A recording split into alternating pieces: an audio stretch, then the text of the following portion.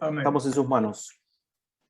Amén, bendiciones. Dios bendiga a toda la iglesia representada en esta noche. Gracias por este honor, porque realmente para mí es un honor poder compartir hoy con cada uno de ustedes lo que el Señor puso en el corazón. Agradezco la invitación del apóstol Shorman, un amigo del Señor y un amigo también en forma humana, ya no solamente en el espíritu, sino en la carne, por decirlo de una manera un poco más que tiene que ver con nuestro léxico, porque el Señor nos ha acercado y ha sido de gran bendición. Incluso en un momento, él seguramente lo recuerda, ha sido de mucha bendición para nuestro ministerio, soltando una palabra directiva en un momento que nuestro ministerio necesitaba tomar una decisión muy importante. Así que estamos aquí para compartir un poco lo que significa el propósito de el tema de este mes, que es el sentido, encontrar el sentido. Mientras el pastor Moisés oraba, hizo mención a lo que habitualmente siempre decimos, que se echa la voluntad del Señor, y tantas veces preguntamos, ¿cuál es, Señor, tu voluntad? Creo que como pastor y a los pastores presentes, ¿cuántas veces nos habrán preguntado, pastor, ¿cómo sé cuál es la voluntad de Dios para mi vida? ¿Cómo encuentro la voluntad de Dios para mi vida? Algo que a lo largo de la iglesia, del tiempo de convertido, de todos los discipulados, es una pregunta constante. A medida que uno va creciendo en el Señor, empieza a tener entendimiento, pero primeramente tiene que empezar a entender ese entendimiento, a conocer la voz de Dios, a conocer cómo se mueve Dios, hasta que encaramos y aprendemos qué es lo que Dios quiere con nosotros. Pero lo que yo he notado en este tiempo últimamente, y en estos últimos 2 años, capaz un poco más también, 3 años me estiraría, que ya no es tanta esa la pregunta que golpea el corazón del cristiano, del creyente, sino que justamente la pregunta que nos motiva al tema de esta charla. Y es, ¿para qué estoy? ¿Cuál es la razón de mi vida? ¿Cuál es la razón de mi existir? No es un tema menor que haya cambiado el foco, el eje de esta pregunta, porque en realidad lo que nos está mostrando es una decadencia en el pensamiento humano, en el sentir del hombre, en el acercarnos a Dios. Antiguamente, cuando alguien se convertía a Jesucristo, inmediatamente había una transformación en su vida y se entregaba de lleno por completo a servirle y empezaba a buscar por cualquier medio posible de poder encontrar qué hacer y de qué manera agradar a Dios. Y en esta época lo que vemos ya no es tan así, vemos menos compromiso, vemos menos entrega, vemos menos dedicación, menos búsqueda. En realidad, decía yo esta mañana en un devocional que comparto con mi iglesia, que tal vez hemos convertido a Dios simplemente en un mesero, en un dador, en aquel que puede darnos algo como una mesa de expendio que venimos a buscar y nada más. Entonces, eso nos lleva precisamente a chocarnos con esta pregunta. ¿Para qué estoy? ¿Cuál es la razón de mi existir? ¿Cuál es el propósito de la vida?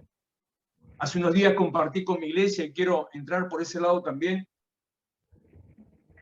Un concepto que escuché de un hombre, no es cristiano, un hombre que tiene una empresa multinacional muy conocida, y en un video que llegó a mí, este hombre hace toda una conferencia respecto a justamente la razón y el propósito. Y esta persona empieza mencionando lo que llama el ciclo del pollo rostizado, o el pollo asado, según el lugar, la cultura de cada uno. Si no entiende lo que es rostizado, me lo hace saber y lo aclaro un poco mejor. Capaz incluso esto ya lo han escuchado en algún momento, pero el pollo rostizado es ese que está en una máquina que tiene, donde va girando constantemente, y este pollo se va haciendo en forma suave, y a medida que va girando, primero sobre sí mismo y al mismo tiempo sobre un círculo más grande, empieza a cocinarse, a dorarse, y después se vende así la pieza completa. Y este hombre llama el ciclo del pollo rostizado a la vida del ser humano. ¿Y por qué lo encara de esta manera?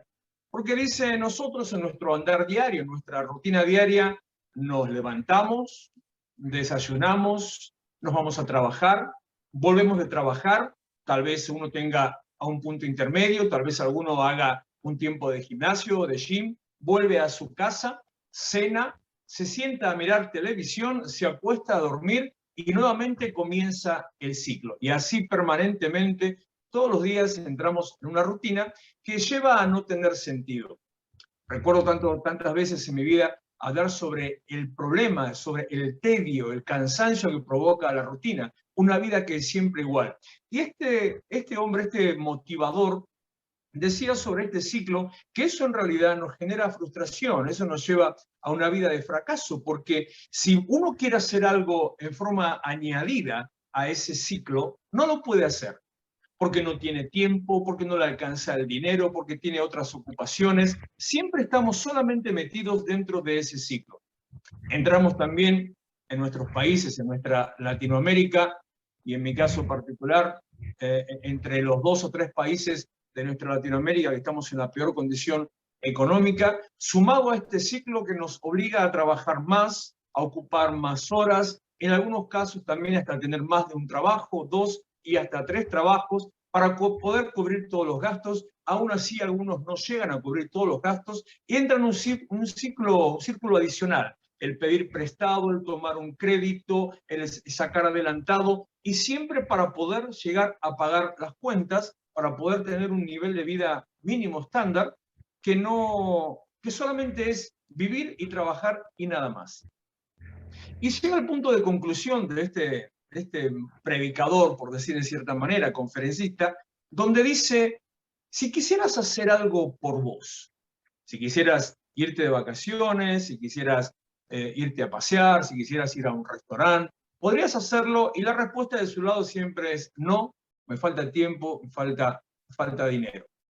Y claro, la motivación de esta persona al ver esta conferencia apunta a su beneficio personal. O sea, hablando ahora en forma cruda entre nosotros, es una empresa de multinivel donde lo que quiere hacer es captar gente para venderle o fantasearle con una esperanza distinta de vida. Les regala que van a ser multimillonarios y solamente van a manejar sus tiempos, que tienen que dejar sus trabajos y se suman a su red laboral. Entonces, con ese engancho, la gente empieza a seguir ese sistema de trabajo.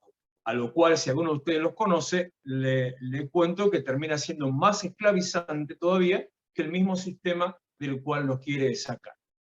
Más allá de eso, y tomo esto como enseñanza para este punto, ¿cuál es el foco en nuestra vida? ¿Cuál es la meta en nuestra vida? ¿Para qué trabajo? ¿Para qué estudio? ¿Para qué me preparo? ¿Para qué formo una familia? ¿Para qué quiero tener un mejor vivir?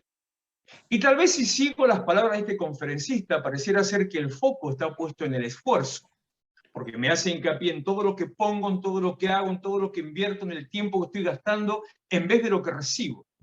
Y cuando uno se detiene a mirar lo que uno da, lo que uno hace, el tiempo invertido, el tiempo gastado, el dinero invertido, el esfuerzo físico, en cualquier área de nuestra vida, cuando nosotros solamente nos detenemos a mirar en lo que hacemos, eso genera frustración. Porque para que una empresa crezca, para que una planta crezca, para que una semilla germine, se requiere mucho tiempo hasta que eso empiece a producir. Pero la Biblia nos dice lo contrario. La Biblia nos dice que no debemos poner el foco en el esfuerzo, sino que debemos poner el foco en el porqué de ese esfuerzo. Es más, ni siquiera la Biblia dice que debemos poner el foco en el resultado. Si bien los métodos actuales de merchandising, de marketing, los métodos de coaching, todos nos hablan de resultados, la Biblia no nos habla de resultados. La Biblia dice que andará el sembrador llorando y lamentándose, llevando la preciosa semilla, y volverá con regocijo trayendo sus gavillas. Pero ahí está hablando que lo hace porque tiene un propósito, tiene un sentido, tiene una meta. La Biblia no pone el foco en el resultado, sino que pone el foco en el proceso, pone el foco en el tema de alcanzar, en el sentido. Si yo tomo el título de estas enseñanzas, El hombre buscando su sentido, lo primero que viene a mi mente es que el sentido es la dirección en la cual una calle me lleva. Voy norte a sur, este a oeste o a la inversa. Entonces, si yo lo miro de esa manera, buscar el sentido se reduce a esto simplemente: ¿a dónde voy? ¿Para dónde voy? Viene a mi mente Abraham, el padre de la fe, cuando es llamado, cuando Dios toca su corazón, cuando él recibe esa palabra tan fuerte que marcó su vida, cuando le dice: sal de tu tierra y tu parentela a la tierra que yo te diré. y sale de su, por dibujar un poco la escena, sale de su tienda, tal vez ya está saliendo de su ciudad, y yo siempre me pregunto, ¿y a dónde se dirigió Abraham? ¿Qué dirección tomó? ¿Qué sentido tomó? ¿Fue hacia el norte, al sur, al este, al oeste? No tenía una dirección de Dios. Lo mismo nos pasa a nosotros en algún momento. No sabemos a dónde ir. Y en este tiempo la gente no sabe a dónde ir. No sabe qué dirección tomar para su vida. No sabe para qué está. No sabe cuál es la razón de su existencia. Y la razón de la existencia, en definitiva, es la existencia en sí misma. La razón de la existencia es el motor de tu vida. La razón de la existencia es lo que te hace encontrarle sentido, ahora con otra explicación, a las cosas. Es encontrarle el sabor, es encontrar el vale la pena. Una expresión que en Argentina es muy habitual, aparte porque como vimos de fracaso en fracaso, es habitual decirlo, pero vale la pena. Si yo desgloso esa expresión, esa frase, ¿qué está diciendo? Bueno, quiere decir que el esfuerzo que hago, que el cansancio que me lleva, que el dolor que tengo, que la inversión que hago, o sea, la pena, es válida, vale, tiene un peso realmente positivo. ¿Cuál? Lo que voy a alcanzar a través del propósito. Es importante reconocer, entender cuál es el propósito en mi vida. Lo que Dios hace, las cosas que Dios hace no están sujetas a una ganancia económica. Lo que Dios tiene para nosotros no depende ni apunta a una ganancia económica. El conferencista de esta empresa está apuntando a una ganancia económica, pero Dios no habla de ganancia económica. Dios no dice ganar dinero para servirme. Parafraseando un texto de Mateo 6:33 y yendo a un extremo, podría decir al revés. Dios dice, servime para ganar dinero. Y quiero aclarar bien esto porque no estoy hablando de evangelio de prosperidad y tampoco poniendo el foco en la prosperidad, porque nunca es de bendición, nunca sirve cuando hacemos eso y ponemos el foco en el dinero.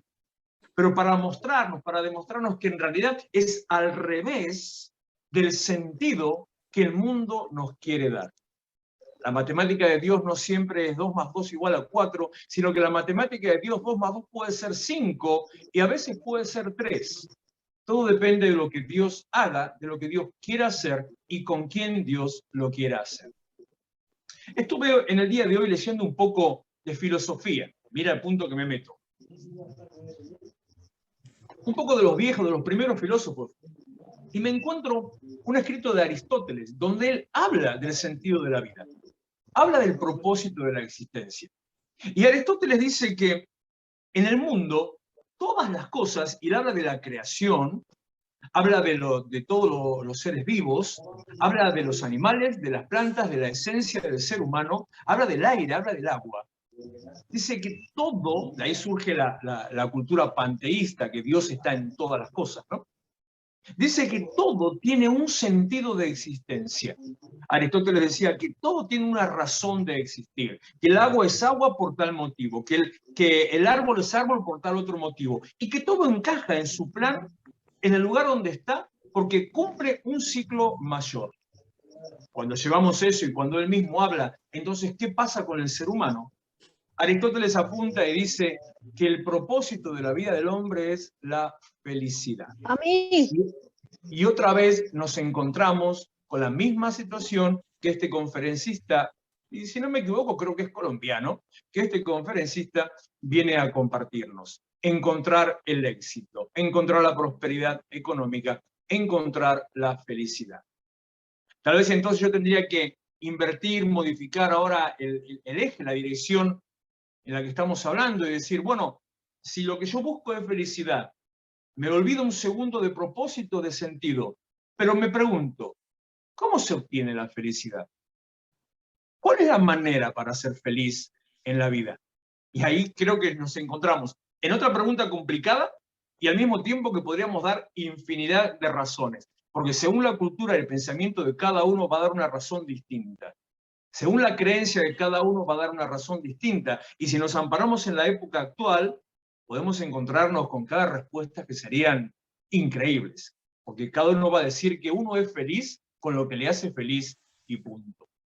Pero otra vez nos encontramos con la palabra de Dios que dice que incluso la felicidad, la plenitud, viene de servir a Dios, de encontrar cuál es la razón de mi existencia, de encontrar cuál es lo que me conecta con mi origen y también con mi fin, con mi final.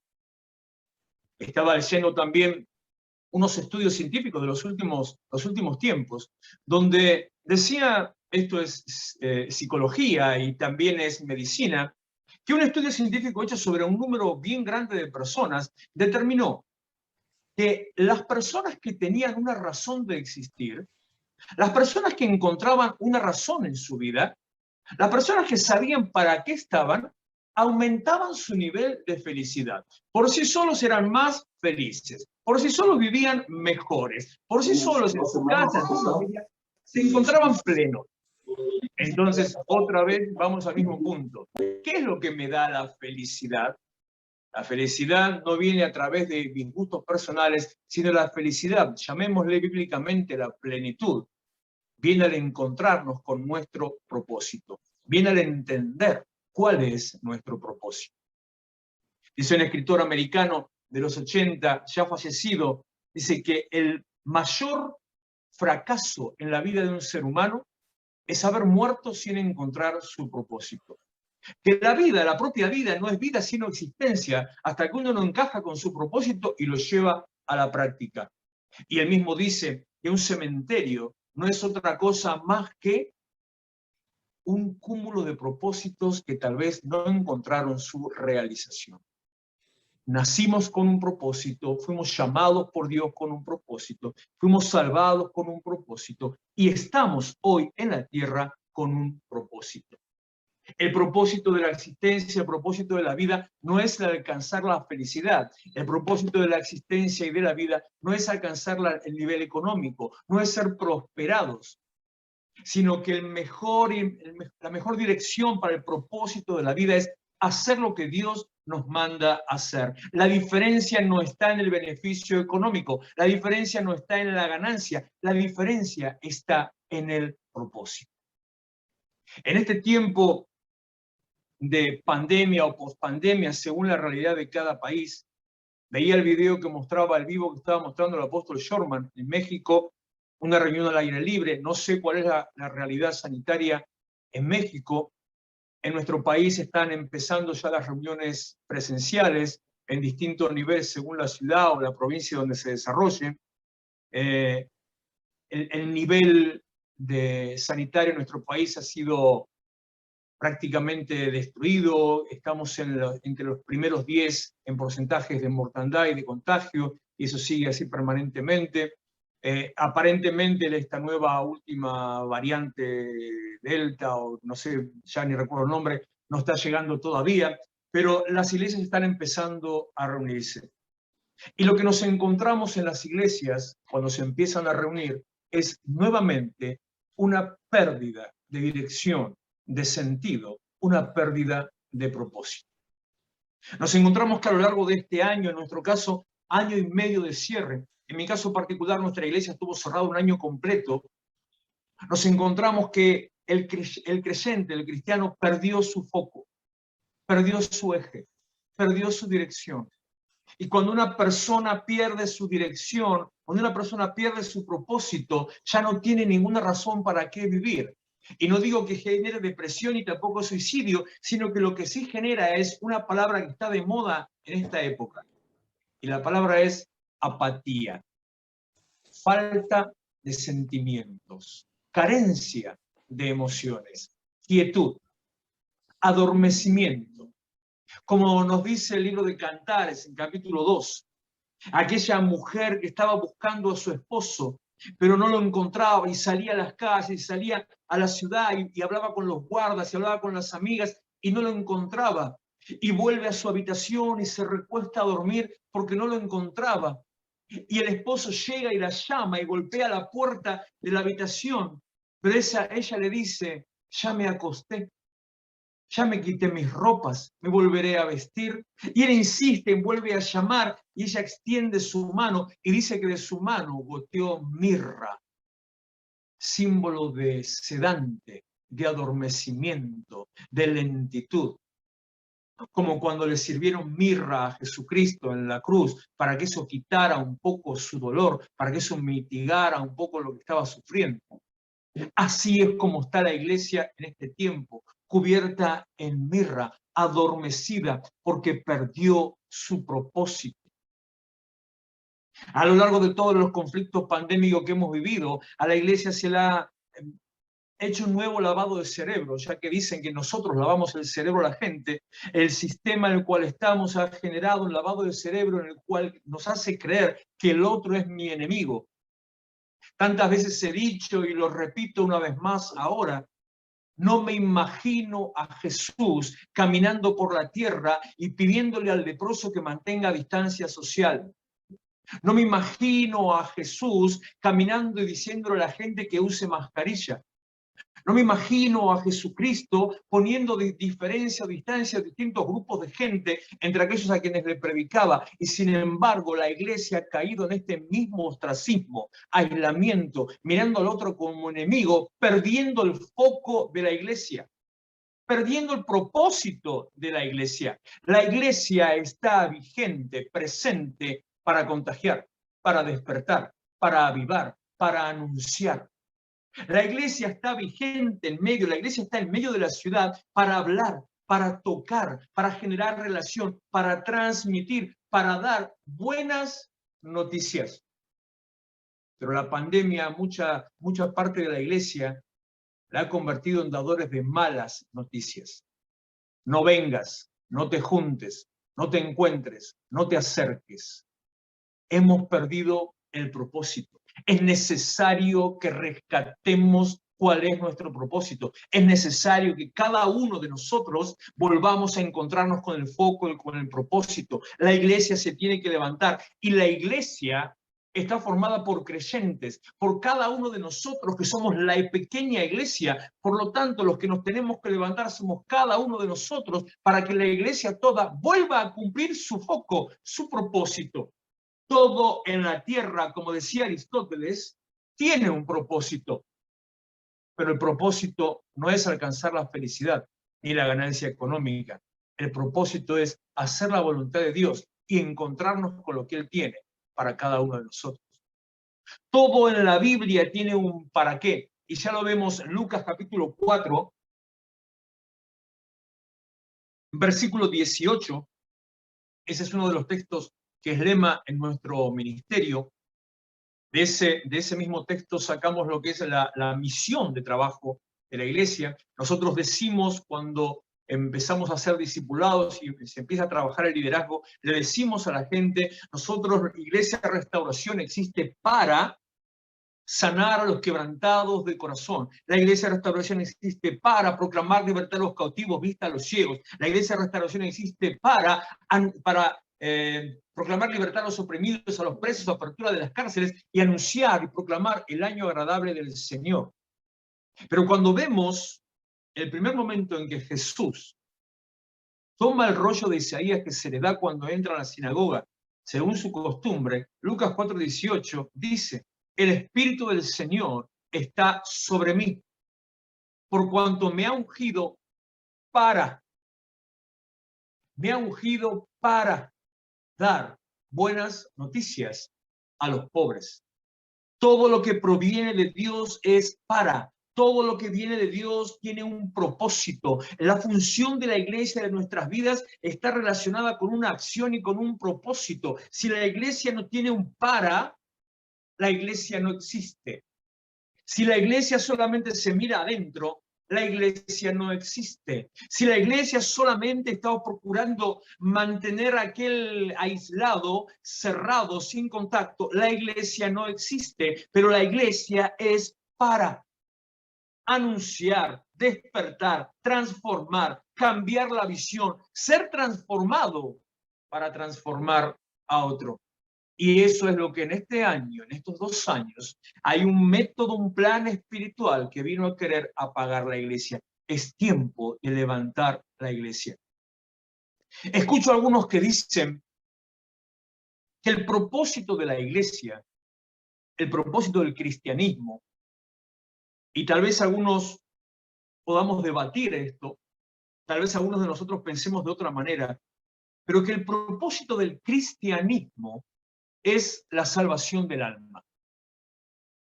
Otro me podrá decir que el propósito del cristianismo, del ser iglesia, es, tomando el mismo concepto de salvación del alma, el propósito del cristianismo es liberación de la condenación, liberación del infierno. El propósito del cristianismo es sencillamente y nada más de ser salvos de la maldición y la condenación que viene y del fuego eterno. Pero ese no es el propósito del cristianismo. Ese es el propósito del evangelio. Y sí estoy haciendo una separación entre evangelio y cristianismo. Y tomo el cristianismo como simplemente la ideología. Como leí hoy, esta mañana, de un teólogo español que dice, en la Biblia nos encontramos, no sé si dice 200 tantas veces, en la Biblia encontramos 200 tantas, creo algo así, la palabra discípulo y solamente 3 veces la palabra cristiano. Y agrega y dice, por algo debe ser. Cristianismo es la ideología, pero cuando Jesús toma el rollo, él dice, me ha ungido para dar buenas noticias. Y ese es el evangelio, dar la buena noticia. El propósito del evangelio sí es llevar salvación. El propósito del evangelio sí es rescatar. El propósito del evangelio sí es salvar. El propósito del evangelio sí es resguardar y liberar del infierno, de la condenación eterna y de la llama y del fuego eterno, si lo quiere ver de esa manera. Pero perdóneme que le diga, ese no es el propósito de la iglesia. Porque si fuera ese el propósito de la iglesia, sencillamente ser salvos, el día que usted conoció a Jesucristo, el día que yo llegué a los pies del Señor, ese día tendríamos que haber sido muertos. Ese día tendríamos que haber partido directamente a la presencia del Señor, si el propósito de Dios con nosotros era solamente salvación. Sin embargo, eso no sucedió. Bueno, yo no estoy muerto. Sí, bueno, estoy muerto a la carne. Sí, bueno, intento estar muerto al pecado, pero no estoy muerto en vida. Estoy vivo todavía. Como dice el apóstol Pablo, estoy vivo, pero ya no vivo yo, vive Cristo en mí. Como dice también el apóstol Pablo, que mejor me sería estar en su presencia que permanecer en este lugar, mejor me sería estar muerto, pero no estoy muerto. Y el hecho de que no esté muerto me demuestra que el propósito de Dios no era solamente salvación, sino que el propósito de Dios conmigo es transformar. Que el propósito de Dios conmigo es ser luz. Que el propósito de Dios conmigo es anunciar. Que el propósito de Dios conmigo es despertar. Que el propósito de Dios conmigo es anunciarle a la gente el camino de la salvación. Que el propósito de Dios conmigo es estar en medio de la sociedad que está caída, angustiada, preocupada, herida, lastimada, y ya no sé qué otro adjetivo sumarle, en medio de esa sociedad, decirle, y ahora sí tomo el lema de nuestra iglesia, se puede vivir de otra manera. No estamos llamados para la condenación, estamos llamados para despertar. Mateo capítulo 25 nos muestra el pasaje de las vírgenes de las que se durmieron, y no voy a leer todo el pasaje, quiero simplemente hacer esto como una conversación entre usted y yo.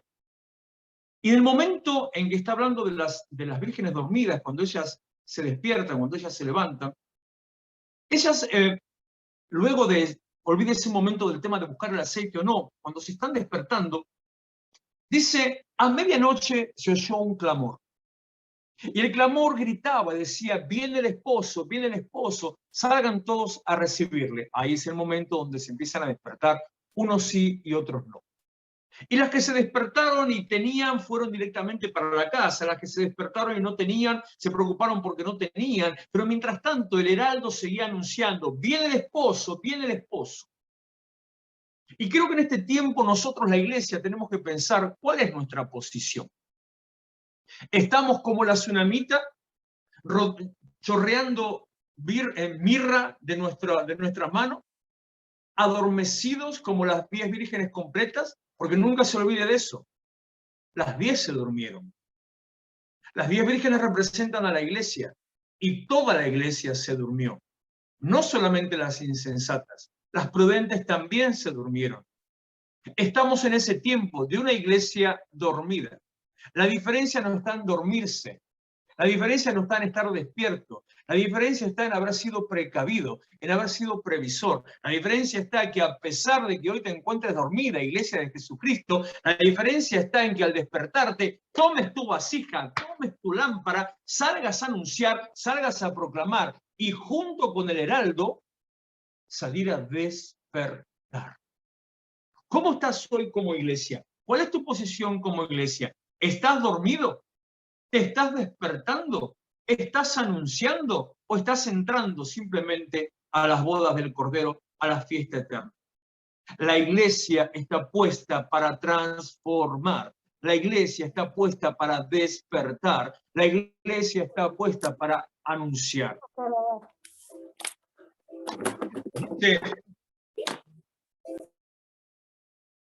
Efesios capítulo 1, versículo 3 en adelante. Bendito sea el Dios y Padre de nuestro Señor Jesucristo, que nos bendijo con toda bendición espiritual en los lugares celestiales en Cristo. Me tomo antes de seguir un paréntesis, hago en este versículo. Para nosotros la iglesia, tal vez la iglesia dormida. Para los que creemos que vamos a la iglesia a buscar bendición.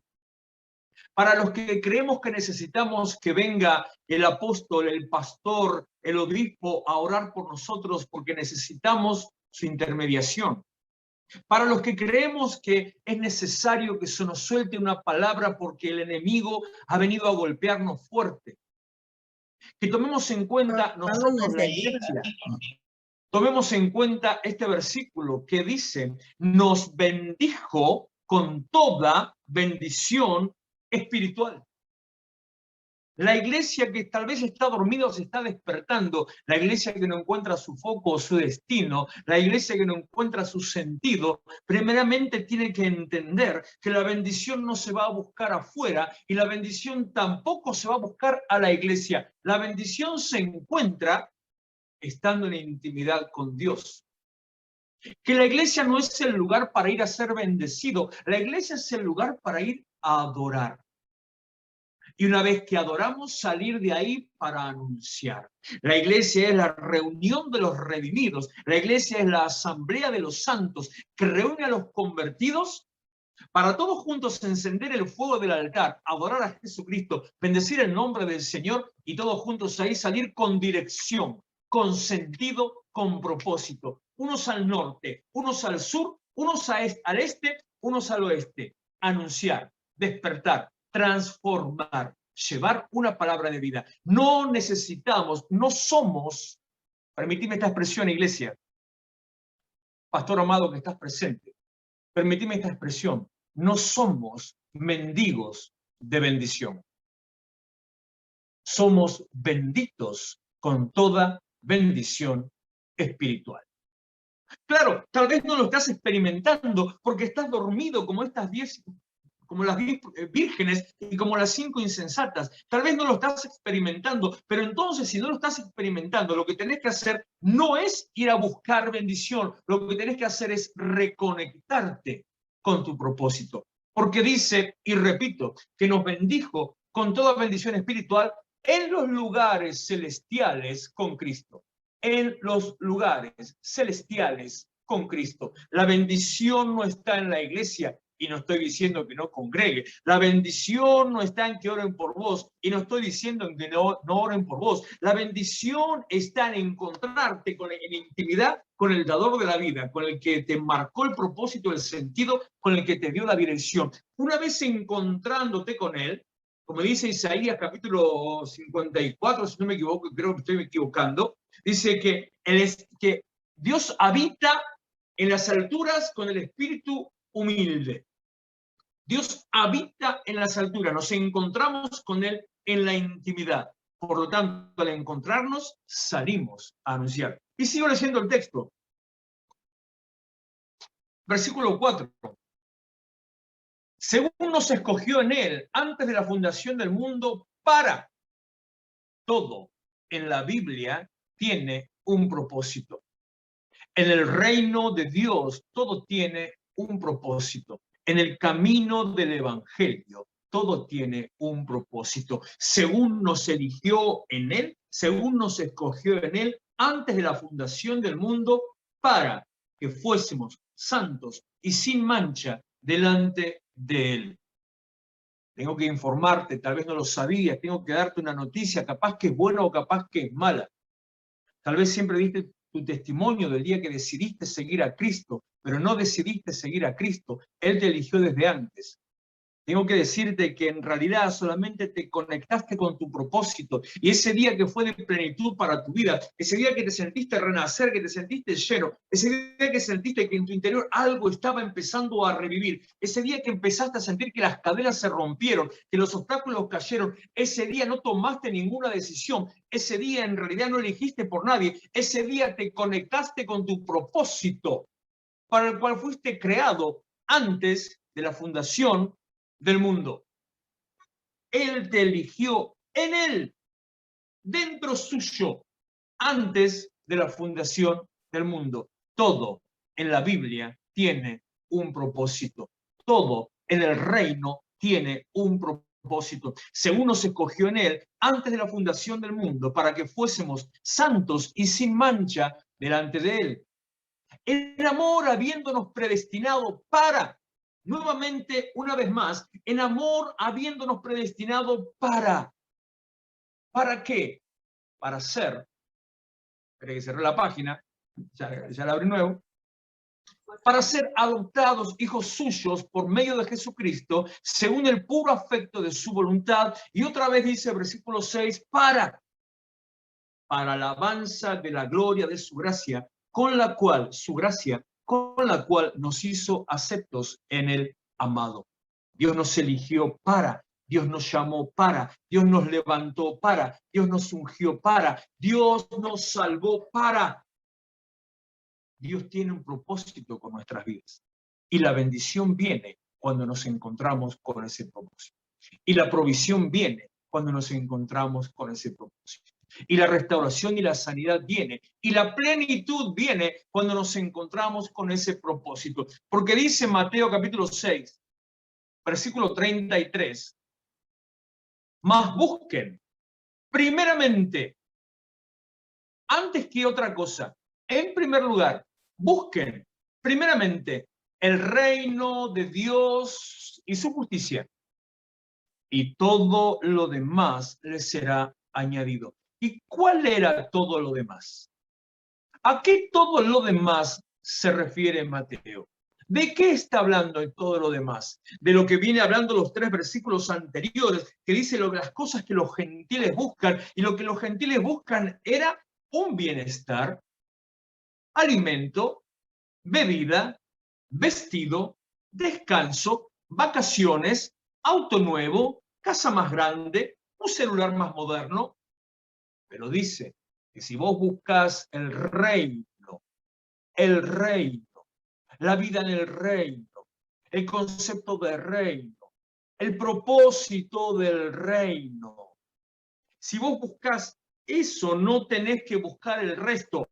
Ahora bien, si vos buscas el resto, lo podés encontrar. Tengo que darte otra noticia. No se necesita a Dios para hacer dinero. No se necesita a Dios para ser exitoso. No se necesita a Dios para que te vaya bien económicamente. Tu esfuerzo, tu trabajo, tu empeño, tu dedicación, tu visión, tu estrategia, te puede dar todo eso. Pero todo eso que recibiste no sirve de nada si no hay en tu vida plenitud, gozo, salvación e identidad. Ahora bien, yo puedo buscar todas esas cosas y no recibo la plenitud. O puedo buscar la plenitud y recibo todas las cosas. Puedo buscar todas esas cosas y no recibo propósito. Puedo encontrar propósito y recibo esas cosas. Puedo buscar todas esas cosas y no recibo lo que estabas buscando. La añadidura, el alimento, el descanso, el vestido, el carro nuevo. Sin embargo, si busco a Dios, encuentro todas las otras cosas. Todo en la vida tiene un propósito y el propósito viene a través de la iglesia. Porque aún incluso, mire este texto que tengo para leerle en los minutitos que me quedan. Decime, Manuel, si tengo que cortar por las dudas, no quiero pasarme de tiempo. Efesios 3:10 dice: la multiforme sabiduría de Dios sea ahora dada a conocer por medio de la iglesia a los principados y potestades en los lugares celestiales. ¿Me escuchó? ¿Prestó atención? No habla de evangelismo, habla de impacto espiritual. Y a través de la iglesia es tanto el lugar que tienen para impactar, que la iglesia está para anunciar y transformar, y la iglesia está para hacer conocer el poder de Dios aún en medio de las potestades espirituales. Ese es el foco, el eje y el propósito de la iglesia. Y tengo para terminar, decime, te estoy mirando, Manuel, ¿estoy bien o no? Ok, gracias. Excelente, excelente. Tranquilo. No quiero pasarme, ¿no? Estamos perfectos. Al predicador que se pasa de tiempo hay que bajarlo del púlpito. Y cuando nos dan micrófono, ¿viste cómo somos, no? No, cuando nos dan micrófono, hasta las palabras que no salían empiezan a salir todas solas. Primera de Pedro, capítulo 2, un texto que usted seguramente conoce. Bueno, los mexicanos lo conocen bien, más por Marcos que por la Biblia, ¿no? Primera de Pedro, capítulo 2, versículo 4 en adelante, le leo rapidito. Acercándose a él, piedra viva, desechada ciertamente por los hombres, mas para Dios escogida y preciosa. Vosotros también, como piedras vivas, sed edificados como casa espiritual y sacerdocio santo, para ofrecer sacrificios espirituales aceptables a Dios por medio de Jesucristo. Por lo cual también contiene la Escritura, y aquí pongo en Sion la principal piedra del ángulo, escogida, preciosa, y el que creyera en él no será avergonzado. Para vosotros, pues, los que creéis, él es precioso, pero para los que no creen, la piedra que los edificadores desecharon ha venido a ser cabeza del ángulo y piedra de tropiezo y roca que hace caer, porque tropiezan en la palabra, siendo desobedientes, a lo cual fueron también destinados. Mas vosotros sois, pero ustedes son linaje escogido, real sacerdocio, nación santa, pueblo adquirido por Dios, decía Marcos Witt, para que anuncien las virtudes de aquel que nos amó de las tinieblas a su luz admirable. El evangelio es para, la vida de reino es para. No nos sacó de las tinieblas para estar sentados simplemente dando gloria a Dios, sino que nos sacó para anunciar. No nos sacó para pedir que oren por nosotros ni que seamos bendecidos. Nos sacó para anunciar a nosotros, los que dice el versículo 10, y ya con eso termino, los que en otro tiempo no éramos pueblo, pero ahora somos pueblo de Dios. Los que en otro tiempo no habíamos alcanzado misericordia, pero ahora hemos alcanzado misericordia. Por eso, lo que nos resta nada más es juntamente con lo que le decía en Efesios, reconectarnos con la fuente y con nuestro propósito, conectarnos con la razón de nuestra creación, según nos escogió en él antes de la fundación del mundo, para que seamos santos e irreprensibles, sin mancha, delante de él. Para presentarnos, como dice Apocalipsis, como una esposa preciosa, adornada, limpia, pura, de lino fino resplandeciente. Ya que hablamos de Marcos, vamos a agregar algo más. De lino fino resplandeciente para bendecir al Rey.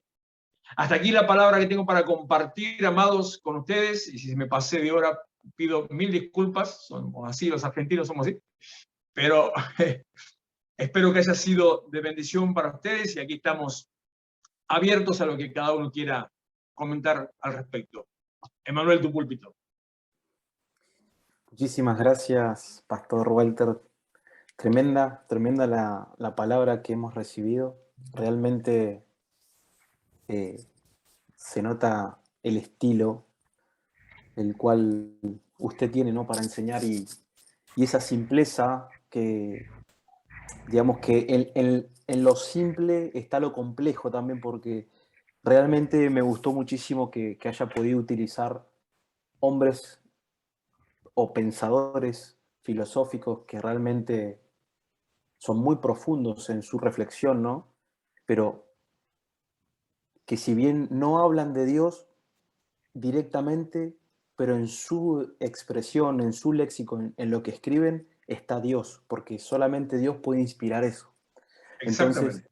eso es importante también conocerlo, entenderlo. Yo creo mucho que la ciencia tiene que estar conectada con el Evangelio, con lo de Dios. Entonces, está plenamente conectado.